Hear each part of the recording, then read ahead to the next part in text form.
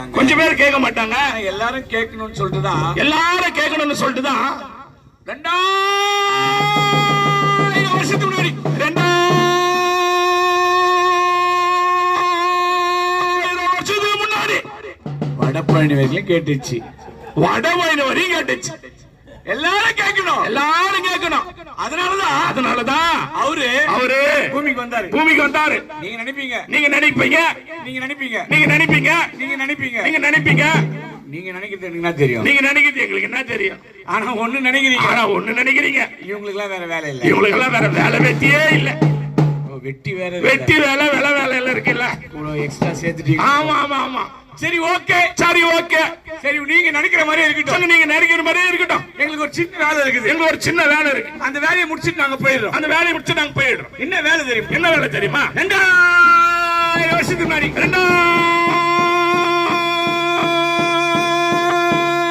2000 வருஷத்துக்கு முன்னாடி அவர் சொன்னாரு.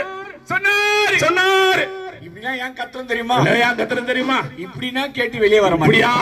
கேட்டு நீ சந்தோஷப்பட மாட்டியா? வெளியே வர மாட்டியா? சந்தோஷப்பட்டா வெளியே வந்துரும். ஆமா சந்தோஷம் இல்ல. அப்படி சொல்லல. சரி வெளியே வந்தாதான் சந்தோஷம். வெளியே வந்தாதான் சந்தோஷம். ஆமா நான் தப்பா சொல்லிட்டாயா? அவளோட உள்ள உட்கார கூடாது.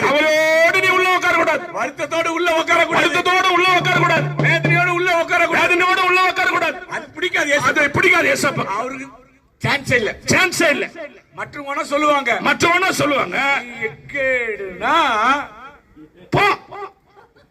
அப்படி கிடையாது. சரி கெட்டு போ. அதெல்லாம் ரொம்ப முக்கியம். ஆமா மனுஷன் நீ எக்கேடுனா நீ கெட்டு போ. என்னையா இது உலகம்? என்ன உலகம் இது? ஆனா அவரு யாரா? ஒருத்தர் கெட்டு போகக்கூடாது. அவளோட இருக்கிறியா?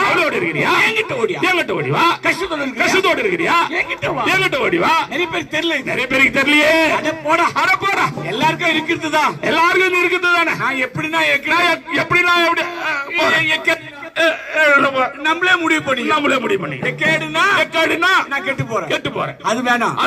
புது வருஷம் வரப்போகுது. வேணாம். கெட்டு போக கூடாது.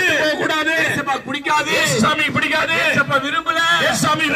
எல்லாருக்கும் நான் விரும்புறாரு. உங்களுக்கு ஒன்று தெரியுங்களா?